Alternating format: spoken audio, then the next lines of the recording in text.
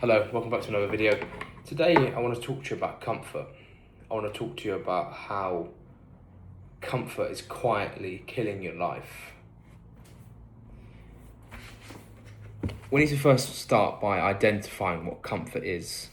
And from my interpretation, comfort is a state where your current circumstance is free of any difficulty or hardship. It's a place where you're protecting your current identity from being challenged. Comfort is familiarity, and oftentimes being miserable can be so utterly comfortable. Now, this made me think of something. Familiar patterns can become so hard to escape, even when you so desperately want to. Think of addicts. Oftentimes, familiar thinking and coping can feel so much safer than the uncertainty of change. Their detrimental thought patterns and coping mechanisms are so much more comfortable to them than the idea of going on a different pathway and having to deal with things in a different way because they don't know how they're going to feel. However, they do know they're going to feel relief. They're going to feel contentment with their old thought patterns, picking up the bottle, picking up the drugs, going gambling. They know that's going to provide them a level of relief and satisfaction. But it's not all about addicts. We need to think about you. We often choose familiarity over the unknown.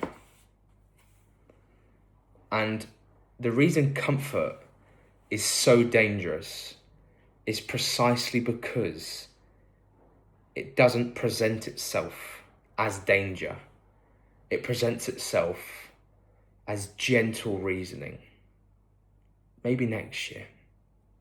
Start tomorrow. You're young. You've got so much time.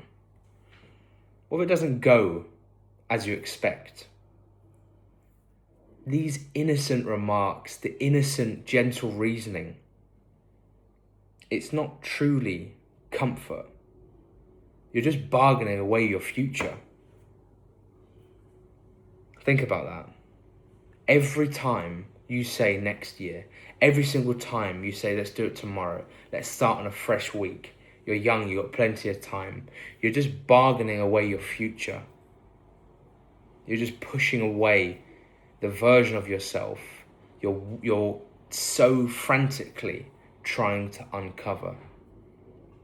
Then 6 months, a year, 5 years has passed and you still haven't done anything. You're still the same person. I really do think that comfort is as addictive as drugs. But why do humans seek so much comfort? We need to roll the tape back. We need to think about evolution. Humans have evolved to conserve energy, avoid any unnecessary risk-taking, and hyper-analyze threats in their environment. Now, that was fantastic years ago. Our ancestors needed those traits. Those tendencies helped them survive, and safety meant survival. But in the world we live in nowadays, the world asks our brains to grow in ways we were not meant and were not designed for.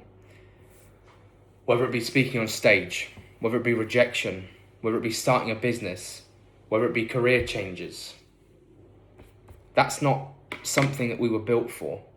And there becomes a real distortion here between physical pain and mental pain. When you're about to step on stage, when you're about to go and confront someone that you find attractive, for example, and you feel that anxiety in the pit of your stomach, that is exactly the same anxiety and discomfort our ancestors would have felt when they were face to face with a saber-toothed tiger. Think about that. When you're about to go and give a conference When you're about to go and speak in front of hundreds of people, you have exactly the same anxiety as our ancestors did that when they're about to maul a saber-toothed tiger. How do you get through this? I'm very much of the belief that when it's scary to jump, you need to leap. But it's not about bravery, it's about your identity. Now, think of two people. Person one, both of these people are on the edge of change. Person one, I'll wait until I feel ready. That's the person who, I'll do it tomorrow, I'm young, I've got opportunities. Person two, this is my cue. They're on the verge of that breakthrough, that's when they're going to make that change. They're on the edge of the cliff, and what they hear, this is my cue. They both have the same fear, but they individually interpret it very differently. Let's refine this a little bit. You need to start looking at fear as a compass and not as a stop sign. How do compasses work? It's a magnetic field. Think about the law of attraction. You are being pulled toward what serves you. Energetically, you're being pulled toward what aligns with your internal state. When you're faced with fear, look at it as an indication you're on the correct pathway. This made me have a level of introspection. Every major event that's happened in my life has some degree of discomfort attached. Some of these I have volunteered for. I enjoy marathon running, for example. However, think about breakups, about grief. I didn't choose all of these things to happen in my life, but I did choose what I was going to do with them. Now, I think a lot of times people just assume that pain makes you feel stronger, and pain makes you stronger, and let's constantly be uncomfortable, and let's constantly put ourselves in ridiculous situations, and that's going to galvanize me, and I'm going to become stronger as a result of it. No. Growth is not hidden inside of pain. It's hidden in your response to the pain that you're faced with.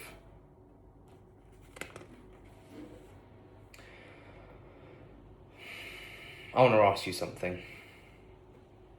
I want you to imagine yourself in 5 years from now.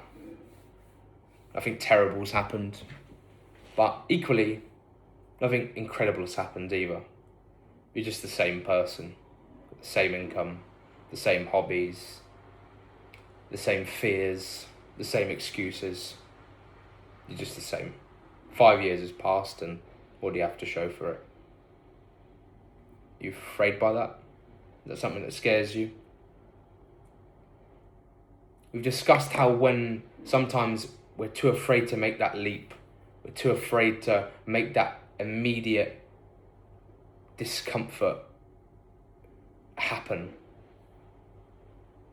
But I think often what is far scarier is the gradual stagnation. And the gradual stagnation, it's years of postponing. It's years of just bargaining with your future. It's years of putting it off and saying, I'll do it tomorrow. I've got time. I'm young. You need to realize that the immediate discomfort is the catalyst for your growth. It's a portal into you evolving. So, is it really the comfort that is the silent killer? Or is it your familiarity? It's your life circumstance? Humans have mistaked familiar for safe and unfamiliar for dangerous. Think about the relationships you were too afraid to leave. Think about the business venture you were putting off because you didn't have the correct capital correct. Think about you being unwilling to move away and start a new life because of not knowing anybody. And think about you not being willing to change your identity. The unknown feels so risky, but you do realise that being rooted to the spot and staying the same is costing you so much more. I want to leave you with something.